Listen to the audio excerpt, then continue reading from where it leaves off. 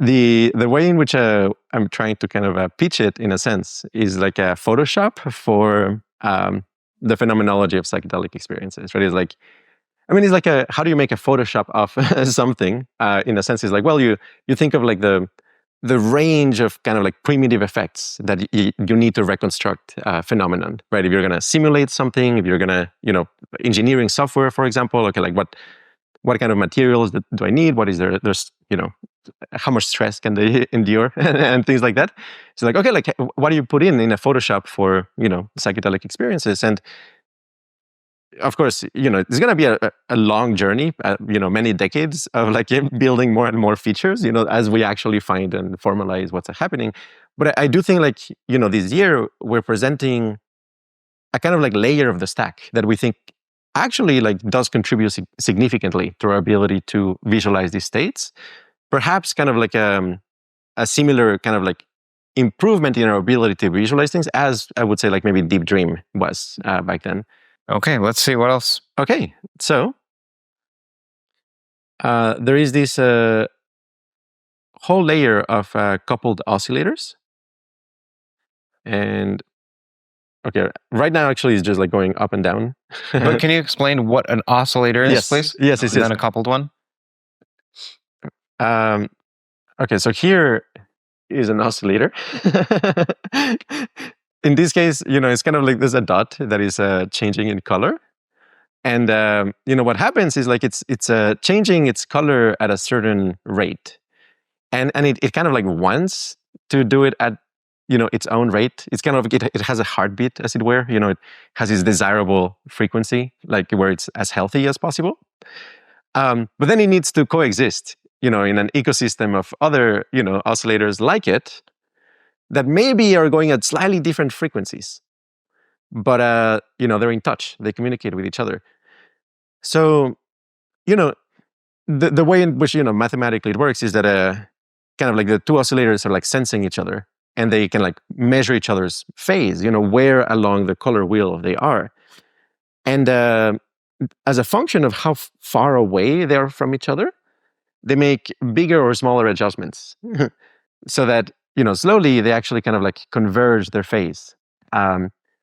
If they actually have like enough of a desire to couple.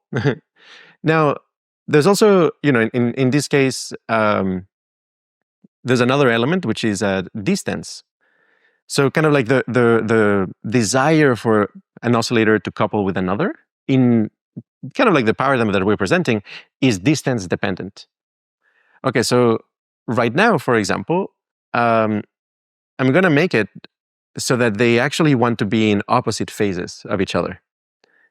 So the current simulation is set up where like all of the oscillators will want to be at a different phase than their neighbors, or like the things that are like close to them. So what ends up happening here is you get kind of like this like diversity of colors, right? Because like people, well, the oscillators don't want to be similar to those who are close by. But then I can switch this up so that like they actually do want to be in the same phase with each other. Right. And the nice thing is that this is kind of this like very smooth, soft, kind of like continuous transition, from like, oh, we want to be different to, hey, we want to be the same. And in some sense, I think like, at least I find, aesthetically, the process of convergence in general tends to be quite beautiful, especially for like very sophisticated systems. So one thing that you can do here, I'll just like give you a couple more examples. And this is kind of like the toy model that then informs how the tool works more broadly. So here, it's kind of like I'm making a street of oscillators. So there's actually some kind of like, similarity as you go from left to right. It doesn't have to be perfect. That's another thing. Like with this paradigm, there's kind of like wiggle room. It's kind of like organic in that sense. You're not kind of just finding like one solution and like imposing it, but like the system kind of like adapts itself. So what I'm going to do now is I want like oscillators that are far away for them to want to be different from each other. So now as you see, close by, they're the same color, but far away, they're different colors. Now, Just a moment. So at the top here, you see coupling 1, 2, 3. Yeah. So the near ones you've put to a positive number. Yes. And the bottom one you put to an extreme negative number as far as it can go. Yes, exactly. And I'll show you like another set of configurations here. But it's like, of course, yeah, if I put when they're far, they want to be in the same color, but now when they're close, they want to be at different colors. Okay, then it fragments, right? Actually, it fragments quite extremely, right? Like even kind of like vertically. At first, kind of like it it breaks down vertically too, right? Like if this is supposed to be, I don't know, like a vein or like something that is kind of like transporting, let's say like water or like some fluid. Perhaps if it breaks like this, it's pretty catastrophic, right? Because it's kind of like cutting across the vein, so to speak. Okay, so here's like a overall like really cool thing about systems like this is that if you kind of like do these layers of like you identify different distances and you modulate the coupling constant for each of the different distances, you can use that to actually kind of like tune into waves of different lengths. So depending on the specific kind of like staircase of couplings, I can make the wave larger or smaller. And I think, yeah, like this is, yeah, kind of like the basic setup. Maybe I'll show another kind of, yeah, like fascinating thing, which is that you can actually use this kind of system as a diagnosis in a sense for like kind of like what type of shape, a set of oscillators are forming. Because for example, if I put it in a circle and I make them kind of like want to be different from each other, it will break in kind of this like symmetrical way, right? Like where like the entire circle becomes kind of a color wheel, right? And it will always try to kind of like break up into kind of like an integer number of times. So you get kind of these like, not always, I mean like sometimes it kind of like toggles between one mode and another, but like the stable configurations that it arrives at tend to essentially be those where like you have kind of like an integer number of times that the phase fits in the system. And this is like very, very, very general in that like also, when you make grids and even grids of different dimensionalities. Yeah, actually I'm going to show you. So what I'm going to show you actually now is like kind of like a three-dimensional system of coupled oscillators. So this is an article on cessations. Okay, yeah, perfect. I found it. Okay, so you see like now it's a three-dimensional. Can you zoom in? Lattice, yeah. So you see like when there's like a wave traveling in it. Yes. Right, it kind of like finds one of the symmetries of the object. In this case, okay, like the wave is kind of like traveling along this square essentially, and like it, if I put it kind of like orthogonal, like this, it's the same. What's determining the size? The size of the wave is determined by the pattern of what we're calling the coupling kernel. We're calling it the coupling kernel. I mean, simply because it's this idea that like, a convolutional kernel is like where you stand at a pixel, for example, and you look at a kind of like a fixed window around you, and maybe you convolve with it. Here is kind of the analogy, the analog of doing that, but for kind of like a dynamic system, which is like you stand everywhere and you apply kind of like the same coupling constants to your neighborhood as everybody else. And then you see the emergent dynamics of doing that. And in this case, yeah, the wavelength is fairly low, is kind of the entire shape.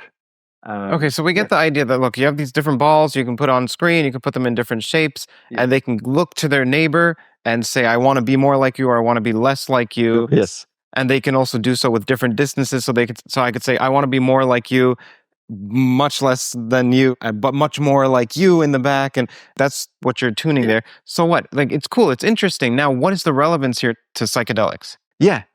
Okay.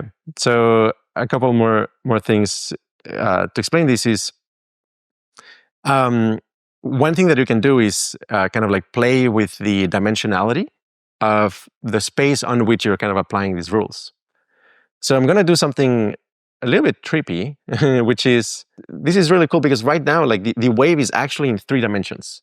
I don't know if it's obvious, but like I kind of need to rotate it a little bit for you to kind of like really see that like, yes, this is a cube, and there's kind of this resonant mode in the cube. Okay, but what was before is a stranger, which is like, it doesn't matter how I project it. Like I could project it like this, like a hexagon, for example, and I still get just kind of like this wave is like, going in circles, and then I project it from this side, and it's still going in a circle, and I project it from this side, and it's still going in a circle, right? Like, what is going on in here? So this is, I think, something that happens all the time in our consciousness, and it explains a lot of psychedelic effects. Which is like, what's happening here is like now the distances between the dots are the distances in the screen, kind of like in the projection. So like rather than the dots kind of like thinking like, oh, I'm in a cube, it's like, no, I'm in a screen. And like, right now there's a bunch of dots that are like overlapping with each other. And so of course they're going to be like the same color, even though in principle there should be like another dimension there.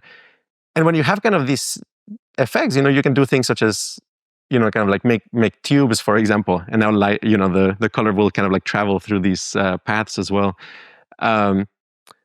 So I think, one of these kind of like things that is happening in our experience that explains a lot of like psychedelic effects is that there are kind of like 3-dimensional waves of sensation in our tactile field that like, like senses, the sense of warmth or cold or expansion and contraction in our body.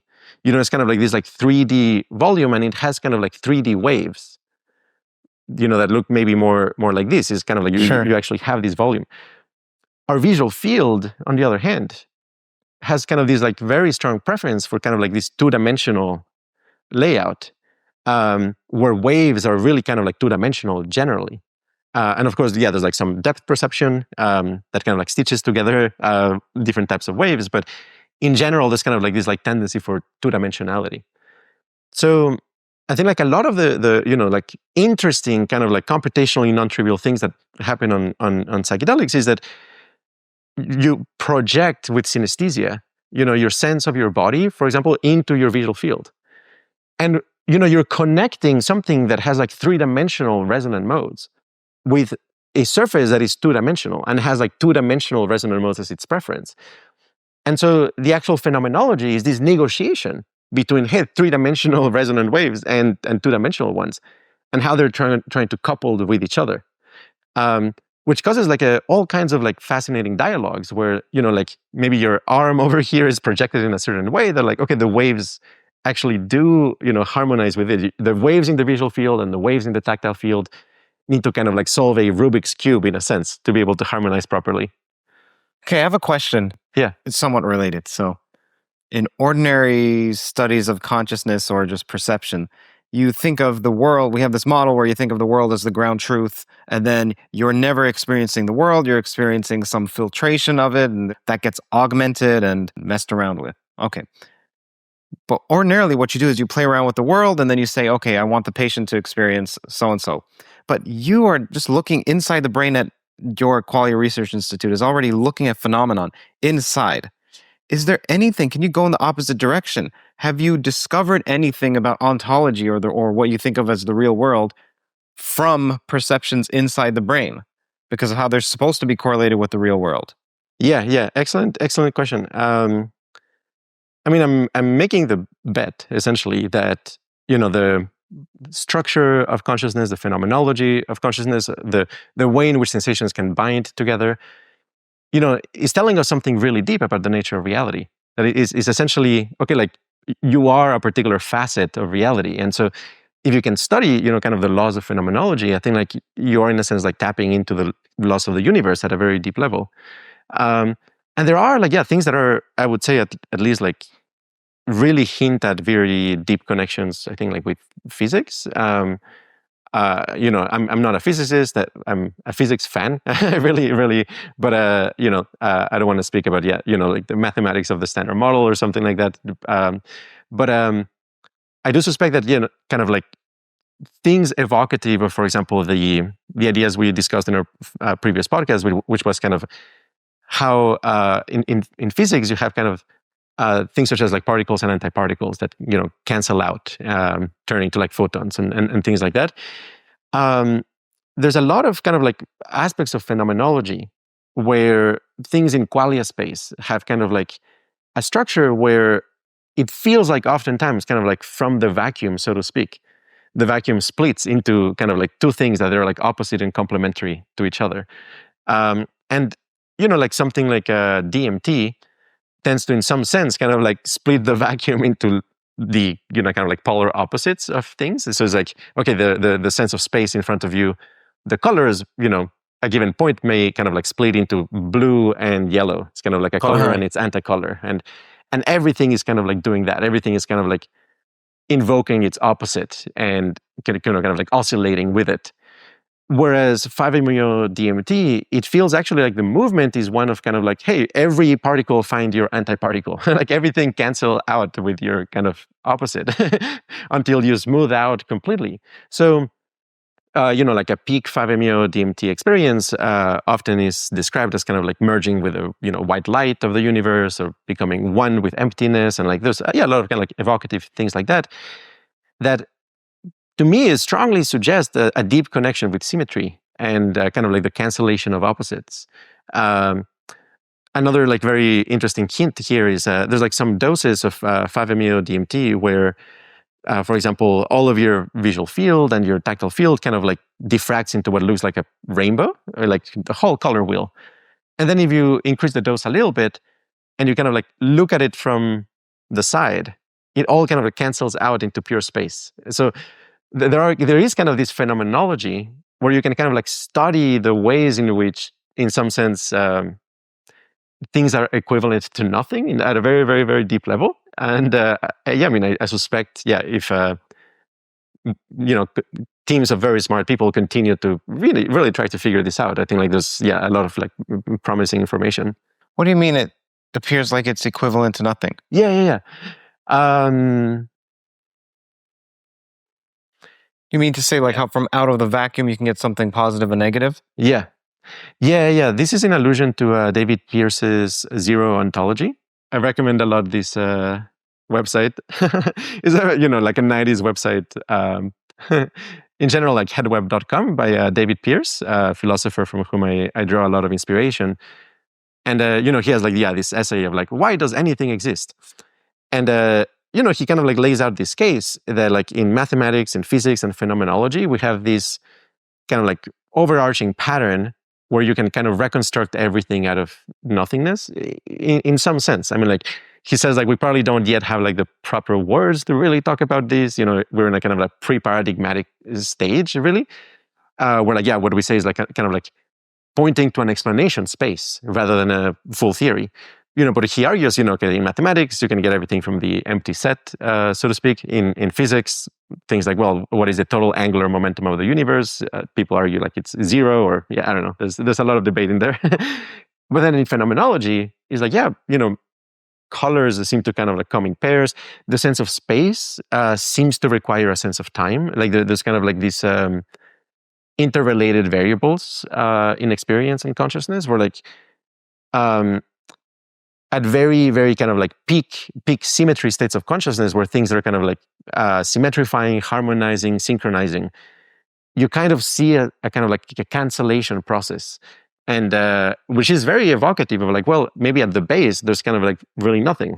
It's I don't know. Also, people like the phenomenology of high dose 5-MeO DMT is very often, people will say things such as like, wow, like the truth is that everything is happening simultaneously, or something like that. Like it's everything everywhere all at once type of feeling. Are you able to show that type of feeling? Yeah.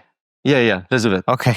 Awesome. Okay, so I'm gonna essentially show you kind of like what 5-MeO DMT might feel like a little bit, and some qualitative aspects of it. So I guess again, for a little bit of context, like the coupled oscillators that I was showing you in the replication tool, practically it's kind of like every pixel is one of these oscillators, and it's using the GPU.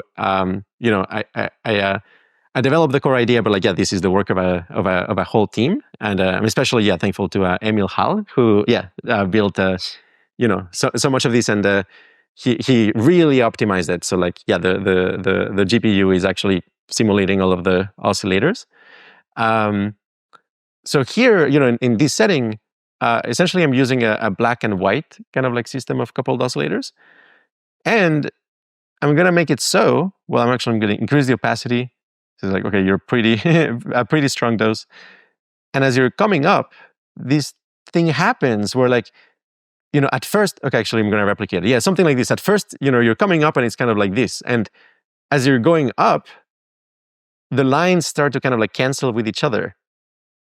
And you see there's like kind of like pinwheels, those pinwheels, and you can think of them as kind of these like particles in experience, and they find kind of like each other and they annihilate.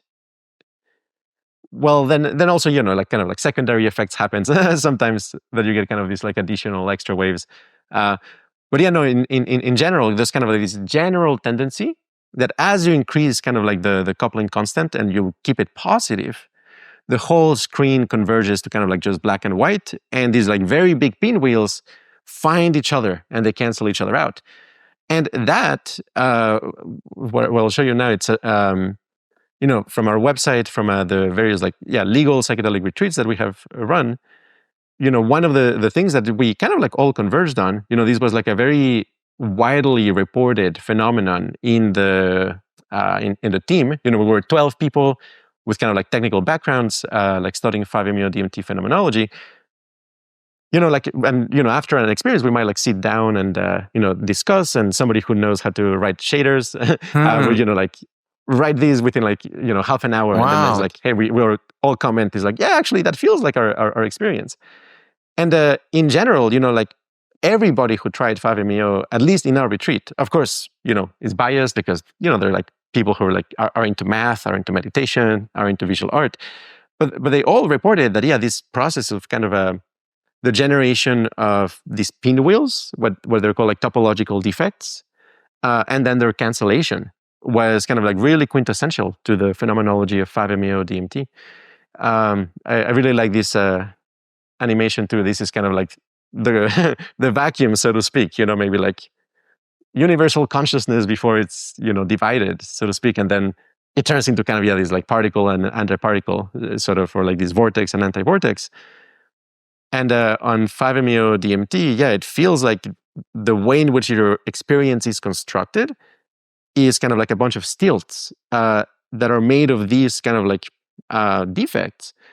And when they cancel out, you kind of feel like you're rejoining kind of the sea of the universe, which is like, okay, you were kind of like separated from the universe by these topological defects. Is the overall impression. I mean, again, I'm not gonna I'm describing phenomenology here rather than necessarily metaphysics. Yeah. Hi, everyone. Hope you're enjoying today's episode. If you're hungry for deeper dives into physics, AI, consciousness, philosophy, along with my personal reflections, you'll find it all on my Substack. Subscribers get first access to new episodes, new posts as well, behind-the-scenes insights, and the chance to be a part of a thriving community of like-minded pilgrimers. By joining, you'll directly be supporting my work and helping keep these conversations at the cutting edge. So click the link on screen here, hit subscribe, and let's keep pushing the boundaries of knowledge together. Thank you and enjoy the show. Just so you know, if you're listening, it's CurtJaimungal.org, CurtJaimungal.org.